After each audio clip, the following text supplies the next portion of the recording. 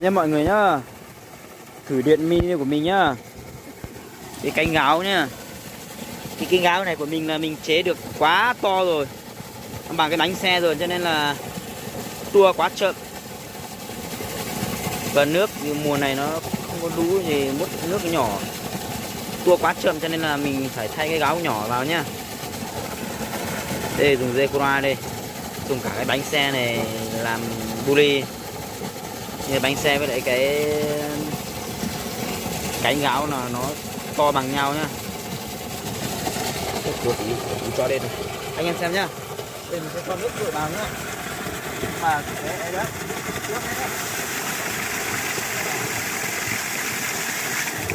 không món chưa hết à, chưa hết rồi. Bây giờ chúng ta sẽ quan sát, mình sẽ cho cái gáo này nhá. Bây giờ mình sẽ thay cái gáo chuyên nghiệp này vào nhá. Đây là gáo mình chế để chút nước. Bây giờ mình sẽ thay cái gáo này vào nhá. Nhá. Thay cái gáo này. Cái gáo này mình vừa đặt mua chỗ anh Nguyên nhá.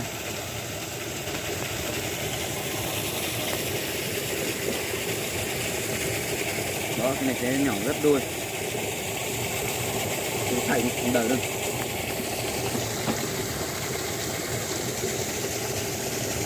Còn cái này ấy, cái này là mình sẽ dùng để khoan thủ công nhá. Ở đây không có máy khoan thì mình sẽ khoan thủ công nhá.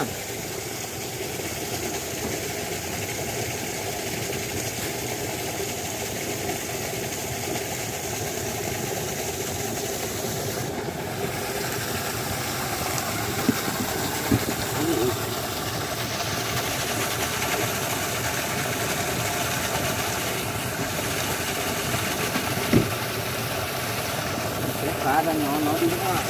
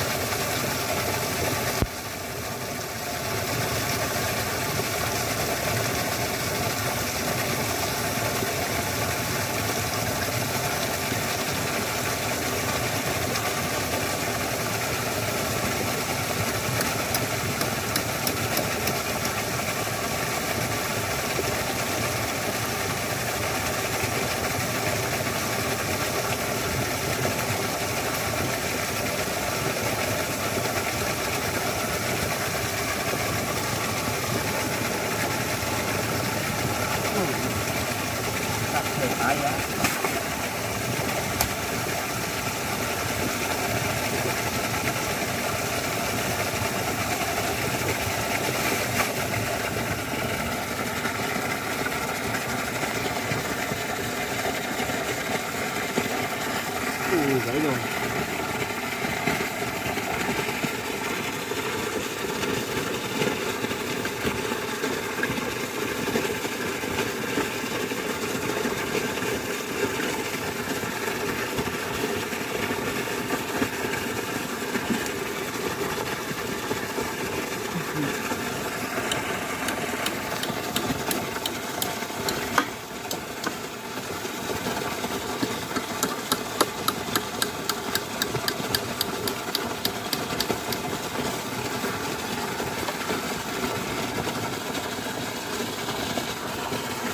Ôi trời ơi. Anh em ơi.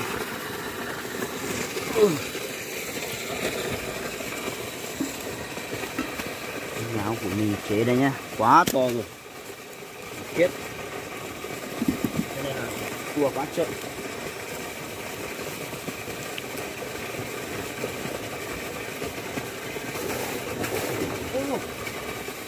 Ngắt chung rồi. Không lưu. Tạm gì.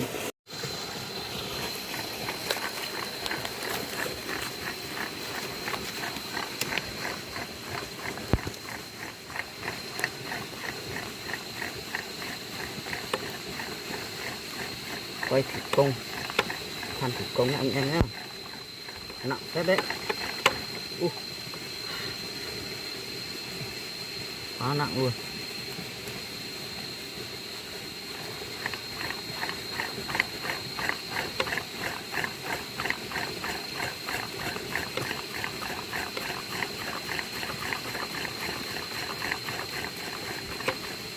Ôi dù thủng rồi. Đây nè. Đó.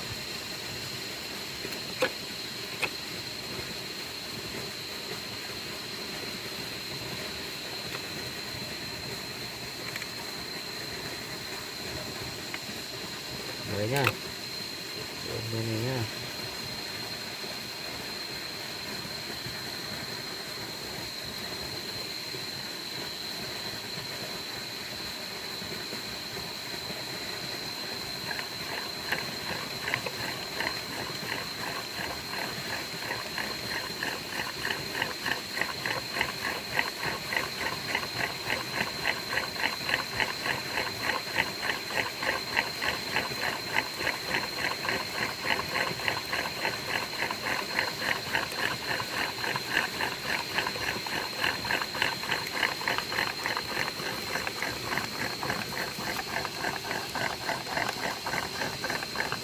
Ui, mệt quá, không sao rồi.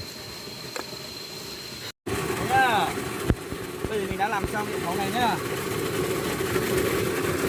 Làm xong hệ thống này rồi nhá. Đây này là máy bắt bài nhá, bắt tiền nhá. Đó. Đá nhá. Không có bánh đá mình dùng cái bánh xe để làm bánh đá nhá. Không phải dùng bánh đá nó cân được như này. Tạm thời đã.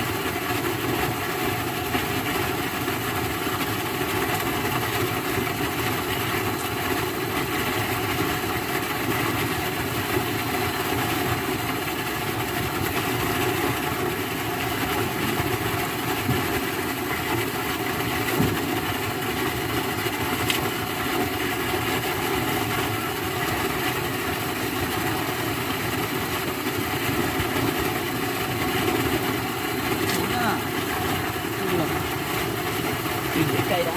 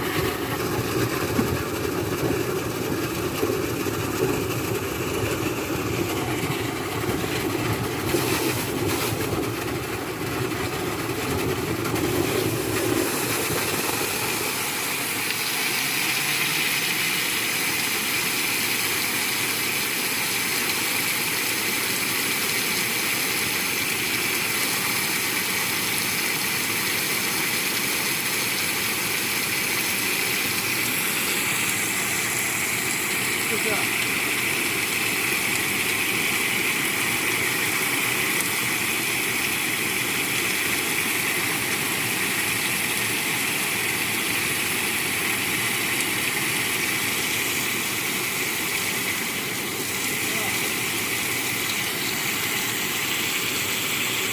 Quá, nghỉ chua nhá.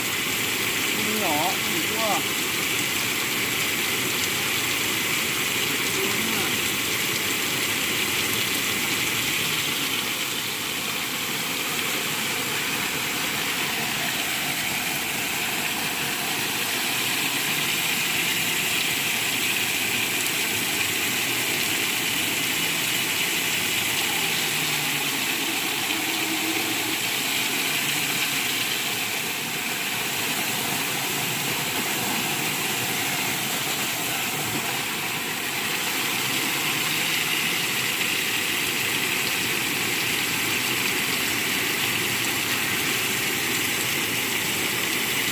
Chua chậm quá nha.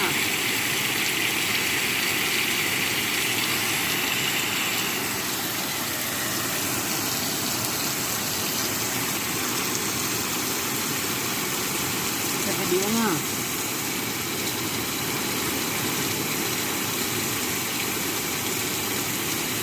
Phải cho bún to mới được.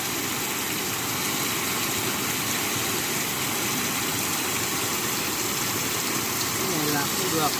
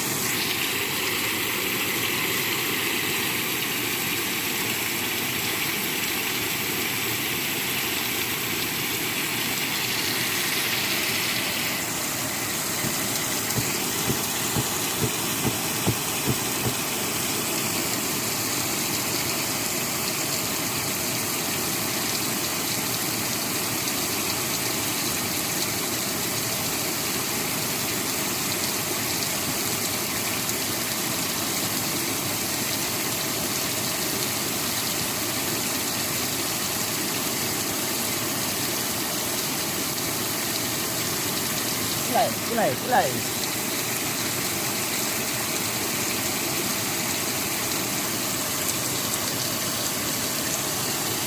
chậm quá nha anh em nhá. Cái buli chen nhỏ nhá, buli thế to rồi nha, phải đi kiếm con buli to nhá. Cái này thì yếu lắm, quá yếu luôn nhá.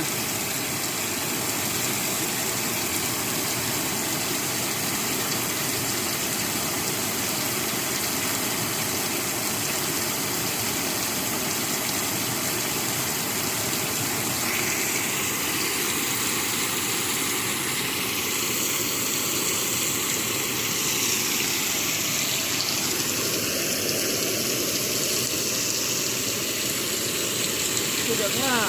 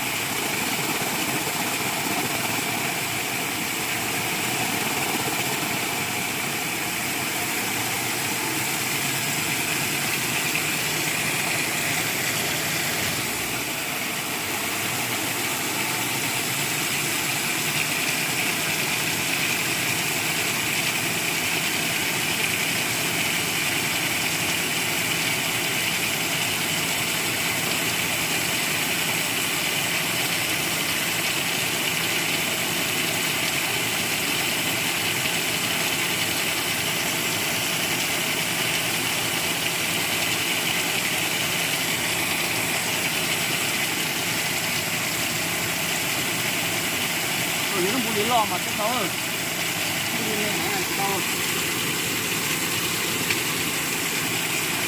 Đấy. Đi dưới đấy nhỉ. Không có tải nhá.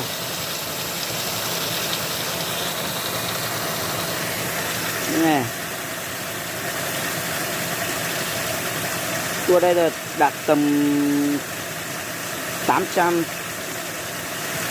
đến 900 vòng với chưa đến 1000 vòng nhé. Thì cái tua này á, chỉ thay cái buli dưới kia một cái buli nhỏ hơn một tí vào này. Xem như thế nào nhé, cái này buli to quá cho nên là không đủ. Cái buli ở trên này nhỏ rồi này, cho nên là tua chậm, quá chậm này. Vậy thì thay cái dây qua nhỏ một chút, rồi ngắn một chút.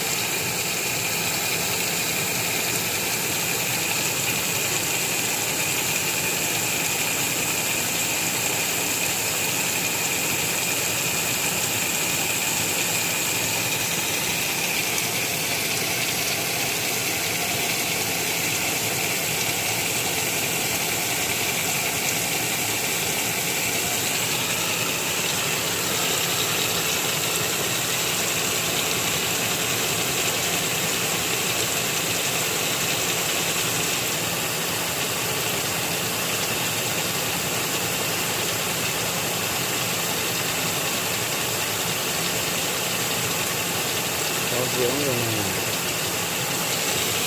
đi ở trên này nhỏ quá này, không đi co vào này, vượt hơn. Bởi vì cái buli ở dưới kia thì cái lỗ trục nó nhỏ nhá, cái này lỗ trục to, lỗ trục 24. Ở phía dưới này là lỗ trục 18 thôi, cho nên là không vừa, cho nên mình mới không tháo cái kia cho cái nào nhé.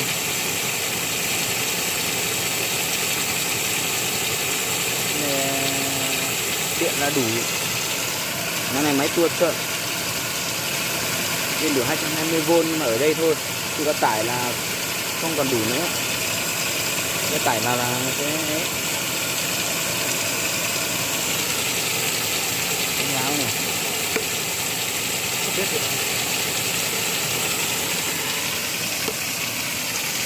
Máy xay cái để làm bánh gà thôi nhá.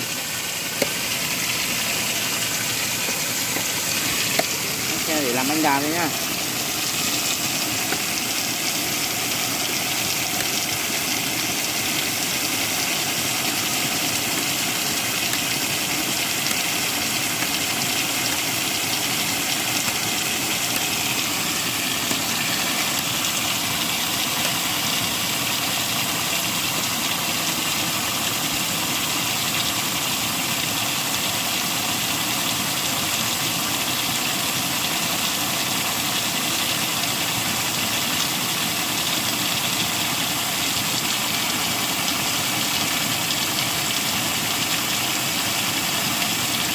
Nào.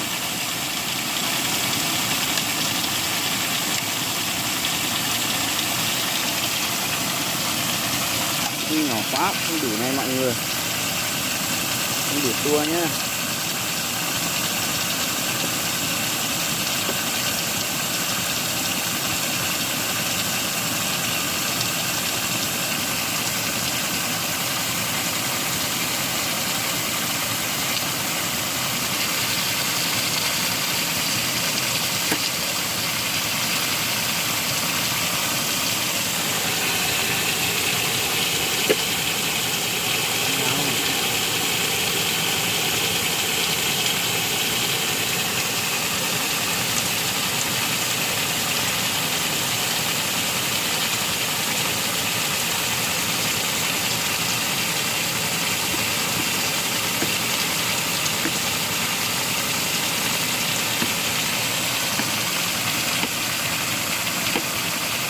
Rồi tạm biệt mọi người nhá.